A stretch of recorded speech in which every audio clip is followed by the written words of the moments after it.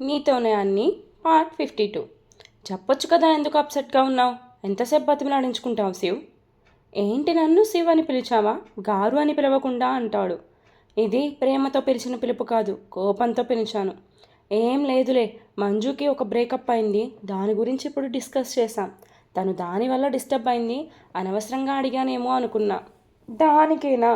ఇంకా ఏం జరిగిందో అని భయం వేసింది. దేనికి భయం అంటూ శివాని ఫేస్ని పట్టుకుంటాడు శివ్.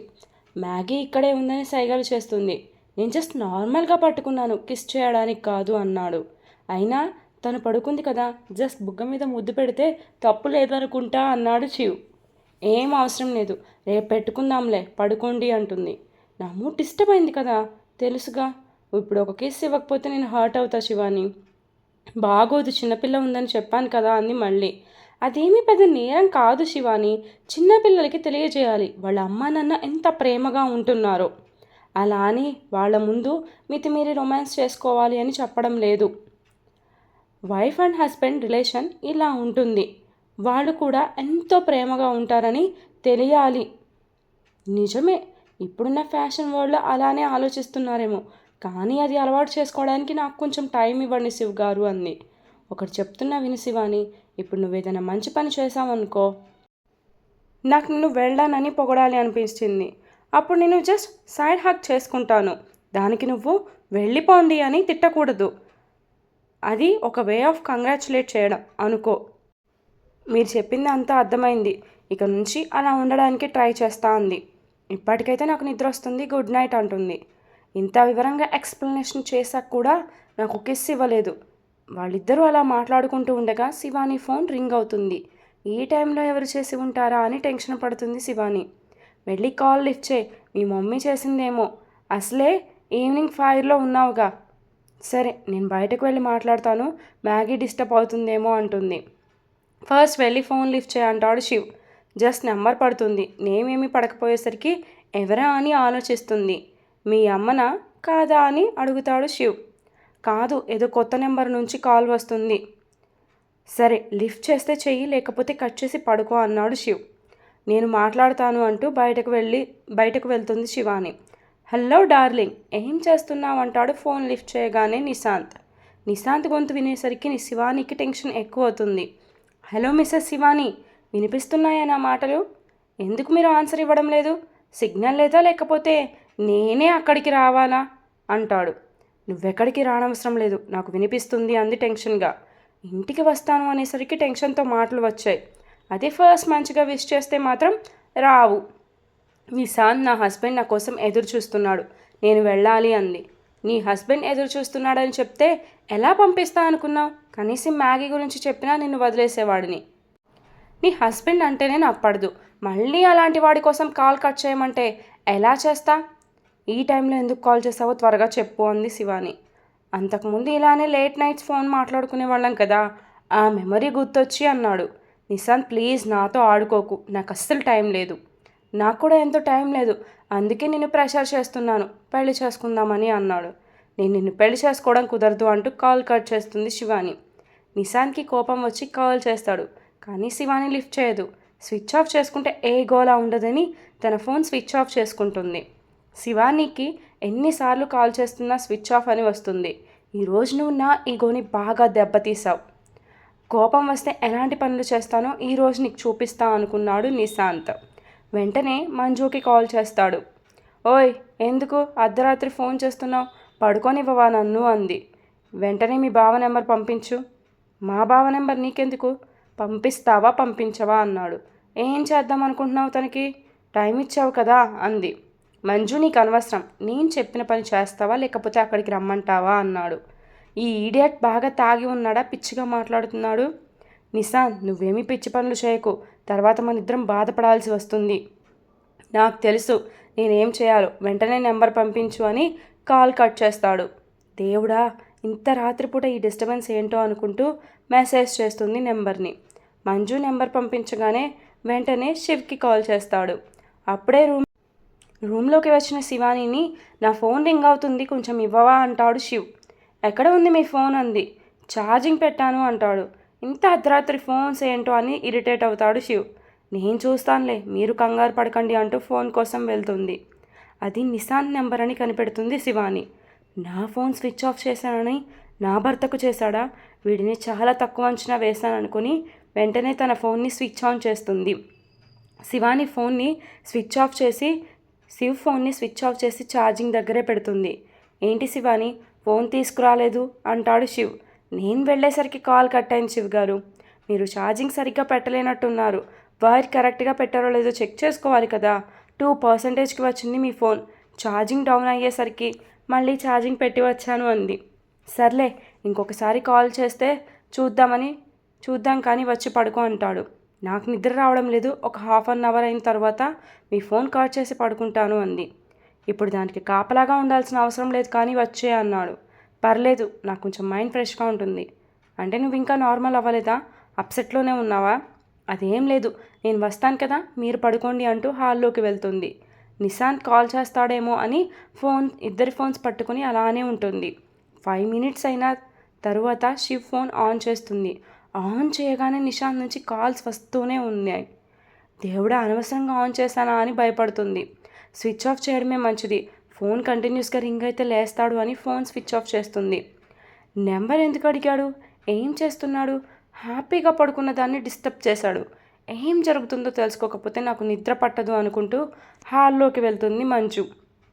నిశాంత్ నుండి ఫోన్ వస్తుంది మంజుకి అప్పుడే. చెప్పు, నీ గురించి ఆలోచిస్తున్నా అంటుంది. శివాని ఏం చేస్తుందో చూసి చెప్పు అంటాడు. ఇప్పుడు ఆమె గురించి ఎందుకు అంది. వెళ్ళమన్నాను కదా అని అరుస్తాడు. చూస్తానంటూ డోర్ ఓపెన్ చేస్తుంది. హాల్లోనే కూర్చొని కనిపిస్తుంది శివాని. తను హాల్లోనే ఉంది అంటుంది. తన చేతిలో ఫోన్స్ ఉన్నాయా అని అడుగుతాడు. 1 కాదు 2 ఉన్నాయి. బావ ఫోన్ కూడా తన దగ్గర ఉన్నట్టుంది. ఎంత డ్రామా ప్లే చేస్తున్నావు శివాని, నిన్ను వదల అనుకుంటాడు నిశాంత్. ఏమైంది నిశాంత్? శివాని ఏం చేస్తే నీకెందుకు, ఎందుకు అడిగావు అంటుంది. తను మామూలు తెలివిది కాదు. నాకు ఇప్పుడు ఎంత కోపం వస్తుందంటే ఇప్పుడే అక్కడికి రావాలి అనిపించేంత. బాబు నిశాంత్, ఒక మాట అడుగుతాను, చెప్తావా అంది. ఏంటి అంటాడు విసుగ్గా. డ్రింక్ ఫుల్గా తాగావా, హాఫ్ తాగావా అని అడిగింది. నీకెలా తెలుసు నేను తాగానని అంటాడు. నీ మాటలే తెలుస్తున్నాయి కానీ సైలెంట్గా పడుకో అంటుంది. హే, నాకు ఇరిటేషన్ తెప్పించకుండా నీ పని నువ్వు చూసుకో అని కాల్ కట్ చేస్తాడు. ఈ అబ్బాయిలందరూ ఇంతేనా? తాగితే ఏం చేస్తున్నారో ఏం మాట్లాడుతున్నారో కూడా తెలియదు. అసలేం చేస్తున్నాడు శివానీని నేనే అబ్జర్వ్ చేస్తే అర్థమవుతుంది కానీ దూరం నుంచి అలానే చూస్తూ ఉంటుంది. శివాని ఆ 2 ఫోన్లని చూస్తూ కంగారు పడుతుంది. అబ్బాయి గారు కాల్ చేసి డిస్టర్బ్ చేస్తున్నట్టున్నాడు. అందుకే అమ్మాయి గారు నిద్రపోకుండా అలానే కూర్చుంది. నిశాంత్ ఇక్కడికి రావాలంటే అతని దగ్గర మా అడ్రస్ ఉండాలి కదా. సో అసలే తాగి పడిపోయి ఉన్నాడు, ఇంటికైతే రాడులే అని హ్యాపీగా పడుకుంటుంది. శివాని మాత్రం అర్ధరాత్రి వరకు ఫోన్ చూస్తూ అలానే ఉండిపోతుంది. కళ్ళు మూతలు పడుతుంటే ఇంకా తట్టుకోలేక లోపలికి వెళ్ళి పడుకుంది. నెక్స్ట్ డే మార్నింగ్ శివ్ లేచి, ఏంటి శివాని ఇంకా లేవలేదు, టైం చూసావా ఎంతైందో అన్నాడు. తెలియలేదు, ఎలా పడుకున్నానో కూడా అంది. ఇంకో 1 అవర్ టైం ఉంది, నువ్వు ఫ్రెష్ అవ్వ, నేను బయటకు వెళ్ళి టిఫిన్ పార్సల్స్ తెస్తా అంటాడు. మరి లంచ్ సంగతి ఏంటండి? నేను చేస్తానులే, వద్దులే అంది. అదేంటి అలా అంటావు? మీ డాడీ వచ్చి ఇస్తారులే, నేను ఆఫీస్ క్యాంటీన్లో తినేస్తాను. సరే అంటూ శివాని ఫ్రెష్ అవ్వడానికి వెళ్తుంటే శివ్ తన ఫోన్ చేతుల్లోకి తీసుకుంటాడు. అదేంటి, నా ఫోన్ స్విచ్ ఆఫ్ అయింది అనుకొని, శివాని నా ఫోన్ ఛార్జింగ్ పెట్టలేదా నైట్ అని అడుగుతాడు. పెట్టాను అంటూ ఫాస్ట్గా శివ్ దగ్గర ఫోన్ లాక్కుంటుంది. ఓ ఏంటి ఆ కంగారు అన్నాడు శివ్. ఏం లేదు, కళ్ళు తిరిగినట్టుగా అనిపిస్తే వచ్చాను, మీరెళ్ళి ఫ్రెష్ అవ్వండి అంటుంది. కళ్ళు తిరిగాయి అన్నావు, ఒకసారి డాక్టర్ దగ్గరికి వెళ్దామా అంటాడు. జస్ట్ అలా అనిపించింది అంతే, నిద్ర సరిపోలేదేమో అంది. ఓకే, నేను ఫ్రెష్ అయి వస్తా, ఒకసారి ఫోన్ చూడు అని వెళ్ళిపోతాడు. అమ్మయ్య అని ఊపిరి పీల్చుకుంటుంది శివాని. వెంటనే శివ్ ఫోన్ని ఆన్ చేసింది. నిశాంత్ నెంబర్ని బ్లాక్ చేసి కాల్ లిస్ట్ మొత్తం డిలీట్ చేస్తుంది. నైటే నేను బ్లాక్ చేయాల్సింది కదా నిశాంత్ నెంబర్ని, కానీ ఆ థాట్ ఎందుకు రాలేదని ఆలోచిస్తుంది శివాని. టెన్షన్ పడితే అంతేనేమో, కూల్గా ఆలోచించాలి ఏదైనా అనుకుంది. అందరూ ఫ్రెష్ అయ్యాక స్కూల్కి స్టార్ట్ అవుతారు. శివానికి స్కూల్కి వెళ్ళాలంటే కాళ్ళు చేతులు వణుకుతాయి. శివాని టెన్షన్ చూసి మంజు నవ్వుకుంటుంది మనసులో. అబ్బా నిశాంత్, నైట్ నువ్వు తాగితే తాగావు కానీ ఇలానే 2 టైమ్స్ తనని బెదిరిస్తే మన దారిలోకి ఈజీగా వస్తుంది. స్కూల్ రాగానే కారు ఆపుతాడు శివ్. అందరూ దిగుతారు కానీ శివాని దిగదు. ఏంటి శివాని, వెళ్ళవా ఏంటి? ఇంకా కారులోనే ఉన్నావన్నాడు. హెల్త్ బాగోకపోతే చెప్పు, ఇంటి దగ్గర డ్రాప్ చేస్తా అన్నాడు శివ్. అలాంటిది ఏమీ లేదంటూ టెన్షన్గానే కారు దిగుతుంది. శివాని కారు దిగగానే నిశాంత్ కోపంగా వస్తాడు. నిన్న తను ఏం చేసిందో గుర్తొచ్చి ఫాస్ట్గా తన క్లాస్ రూమ్కి వెళ్ళిపోతుంది శివాని. నిన్న చాలా కోపంగా ఉన్నాడు. అందరి ముందు అరిచినా అరిచేస్తాడు. ఈవినింగ్ వరకు అతని కంటపడకుండా ఉండాలి అనుకుంది శివాని. శివాని ఫాస్ట్గా వెళ్ళడం, నిశాంత్ కోపంగా రావడం అన్నీ చూస్తుంది మంజు. ఎంత ధైర్యం దానికి, నన్ను చూసి పారిపోతావా, ఇప్పుడే నీ దగ్గరికి వస్తా అనుకుంటూ ఆమె వైపుకు వెళ్తుంటే, హలో చైర్మన్ సార్, కొంచెం ఆగండి, ఆవేశాన్ని తగ్గించుకోండి అంది మంజు. మంజు, మధ్యలో నువ్వు ఇన్వాల్వ్ అవ్వకు, చాలా కోపంగా ఉన్నా. అయితే అందరి ముందు అరిచేస్తావేంటి? ఈరోజు అదే జరుగుతుందేమో, చెప్పలేను అన్నాడు. అప్పుడు దాని మీద ఎక్కడా లేని సింపతి వస్తుంది. శివాని మంచి అమ్మాయి అంటావు కదా, అలాంటి మంచి అమ్మాయికి ఈ స్కూల్లో అందరూ ఫ్యాన్సే కదా. నువ్వు వెళ్ళి ఆమె మీద అరిచావనుకో, శివాని మీద సింపతి క్రియేట్ అవుతుంది. అప్పుడు శివాని తన భర్తకి నువ్వు అబ్యూస్ చేస్తున్నావని చెప్తుంది. అప్పుడు ఇన్ని రోజుల నుంచి మనం వేసిన ప్లాన్స్ అంతా టాస్క్లోకి వెళ్ళిపోతుంది. నువ్వు చెప్పింది నిజమే, కానీ నాకు కోపం ఆగడం లేదు. అంతలా తను ఏం చేసిందో చెప్పు అంది. నైట్ జరిగింది మొత్తం చెప్తాడు నిశాంత్. అందుకనేనా 2 ఫోన్స్ తన చేతిలో పట్టుకొని కూర్చుంది. సర్లే నిశాంత్, అయిపోయిందేదో అయిపోయింది కూడా కదా, వదిలేసే అంది. ఇప్పుడు ఈ విషయాన్ని నేను ఈజీగా తీసుకున్నా అనుకో, నా మీద భయం పోతుంది అన్నాడు. నిజమే, కానీ చూసావు కదా నైట్ ఎంత తెలివిగా తను తప్పించుకుందో. ఒక్కసారికి వార్నింగ్ ఇవ్వు, మెసేజ్ చేయి. నెక్స్ట్ టైం నువ్వు ఫోన్ లిఫ్ట్ చేయకపోతే మీ ఇంటికి వస్తా, ఇదే కదా మీ అడ్రస్ అని అడ్రస్ తనకి సెండ్ చేయి. నువ్వెక్కడ ఇంటికి వస్తావు అన్న భయంతో అయినా కాల్ లిఫ్ట్ చేస్తుంది. సరే, ఈ ఒక్కసారికి నీ మాట వింటున్నా అన్నాడు. ఒక్కసారి కాదు, ప్రతిసారి నా మాట వినాల్సిందే. నేను తప్పు చేస్తే నువ్వు చెప్పాలి, నువ్వు తప్పు చేస్తే నేను చెప్తాను. ఇప్పుడు నేను ఏదైతే చెప్పానో అదే ఫాలో అవ్వు. ఇంకా ఎక్కువసేపు మాట్లాడుకోవడం బాగోదు, నేను వెళ్ళిపోతాను అంది. నిశాంత్ తన వెనకే వస్తున్నాడేమో అని చాటుగా చూస్తుంది శివాని. తన వైపుగా వస్తుంటే దారిలో మంజు మాట్లాడడం చూస్తుంది. Thank you so much Manju, ఈరోజు నువ్వు తెలిసి ఆపినా తెలియక ఆపినా నాకు మాత్రం చాలా హెల్ప్ చేసావు, థ్యాంక్ యూ అనుకుంది మనసులోనే. శివానీని ఆఫ్టర్నూన్ తన రూమ్కి రమ్మని పిలుస్తాడు నిశాంత్. ఏదైతే అదైంది, ఈరోజు మాత్రం అతన్ని కలవకూడదని గట్టిగా ఫిక్స్ అవుతుంది శివాని. రమ్మని పిలిచినా తను రాకపోయేసరికి ఇంకా మంజు చెప్పిందే ఫాలో అవుతాడు. శివాని ఆ మెసేజ్ చూసుకొని భయపడుతుంది. చూస్తుంటే నా గురించి చాలా ఎంక్వైరీ చేసినట్టున్నాడు. ఎలా తప్పించుకోవాలి వీడి నుంచని దీర్ఘంగా ఆలోచిస్తుంది. జానకి గారు కాల్ చేస్తారు నిశాంత్కి. అమ్మ చెప్పు, ఏంటి విషయం అంటాడు. నిన్ను కలవడానికి రీతు వచ్చింది. ఏంటి, నన్ను కలవడానికా? అదెందుకు వచ్చింది అన్నాడు. అలా అంటావేంట్రా, నీకు కాబోయే భార్య కదా, నిన్ను చూడాలనిపిస్తుందేమో, కాకపోతే చాలా కోపంగా కనిపించింది. దేనికి వచ్చిందో ఏమైనా చెప్పిందా అని అడుగుతాడు. లేదు, నువ్వు ఇంటి దగ్గర ఉన్నావు అనుకుని వచ్చింది, స్కూల్కి వెళ్ళావని చెప్పగానే సరే అని వెళ్ళిపోయింది. నిన్ను జరిగిన దానికి గొడవ పడడానికి వచ్చిందా? ఏదైతే ఏంటి, జరిగిపోయిన దాని గురించి ఆలోచించకూడదు, దానికి అలానే సమాధానం చెప్పాలి అనుకున్నాడు నిశాంత్. అలా అనుకున్నాడో లేదో వెంటనే రీతు నుంచి కాల్ వస్తుంది. ఇంటి దగ్గర లేనని కాల్ చేస్తున్నావా, అసలు లిఫ్ట్ చేయను అనుకున్నాడు. నేను చేయలేని పని నా మంజు చేసిందని హ్యాపీగా ఫీల్ అవుతాడు నిశాంత్. ఎప్పట్లానే ఈవినింగ్ శివాని వాళ్ళ ఇంటికి వెళ్తుంటే, అక్క మీరు వెళ్ళిపోండి నేను వస్తాను అంటుంది మంజు. సరే అని చెప్పి మ్యాగీని తీసుకొని వెళ్తూ, అవును ఈ పిల్ల రోజు ఎక్కడికి వెళ్తుందని ఆలోచిస్తూ వెనక్కి తిరుగుతుంది.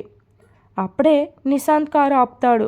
ఆ కారులో మంజు ఎక్కడం చూస్తుంది శివాని. ఈరోజు ఎపిసోడ్ ఇంతటితో అయిపోయిందండి. For more updates to follow me story continuous. నాకు తెలిసి స్టోరీలో చాలా వరకు తడబడ్డాను, ఎందుకంటే నిద్ర ఊగిపోతుంది. మళ్ళీ దాన్ని సెర్చ్ చేయాలంటే ఓపిక రావడం లేదు. శివాని వాళ్ళిద్దరిని చూసింది. ఏం జరుగుతుందంటారు, మీరేమనుకుంటున్నారో గెస్ చేసి కామెంట్ చేయండి. ఆల్రెడీ ఇల్లాలు ప్రియురాలు స్టోరీ పెట్టేశానండి. ఇప్పుడు నీతోనే అన్ని స్టోరీ కూడా వాయిస్ ఇస్తున్నాను కదా, ఒక 5 మినిట్స్లో అప్లోడ్ చేస్తాను. నేను ఏ టైంకి వాయిస్ ఇచ్చానో మీకు ఎలా తెలుస్తుంది, 5 మినిట్స్లో అప్లోడ్ చేస్తా అంటున్నాను అనుకున్నాను, ఎందుకంటే డౌన్లోడ్ అయ్యాక ఇచ్చేస్తాను. మ్యాక్సిమం 4 to 5 ఆ మధ్యలో అయితే ప్రైవేట్లో నుంచి పబ్లిక్లో పెడతా, ఎందుకంటే ఇప్పుడే కదా ఇల్లాలు ప్రియురాలు అప్డేట్ ఇచ్చింది. సో కొంచెం టైం మెయింటైన్ చేయాలి కాబట్టి దీనికి గ్యాప్ ఇస్తున్నాం అంతే. మీకు స్టోరీ నచ్చుతుందా లేదా అనేది కామెంట్ చేయండి. ఎలా ఎండ్ అవుతుంది అనుకుంటున్నారో గెస్ కూడా చేయండి. ఎప్పుడు ఎండ్ అవుతుంది అనేది మాత్రం నేను చెప్పలేను. ఎందుకంటే ఇంకా స్టోరీ చాలా ఉంది. స్టోరీ చాలా ఉందంటే ఇప్పుడున్నంత కాదు. బట్ ఒక 25-30 పార్ట్స్ అయితే ఉంటుందని అనుకుంటున్నా. బట్ ఏమవుతుందో నాకు తెలియదు. చూద్దాం. నేను కంగారుగా ఎండ్ చేయడం అయితే నాకు ఇష్టం లేదండి. ఎందుకంటే మనం ఒక కాన్సెప్ట్‌ని ఫస్ట్ నుంచి స్లోగా రన్ చేసుకొచ్చినప్పుడు కావాలని లాస్ట్‌లో త్వరగా ఎండ్ చేయాలని గబుక్కున ఎండ్ చేస్తే అది సాటిస్ఫాక్షన్‌గా ఉండదు. అందుకే టైం తీసుకొని ఎండ్ చేస్తా.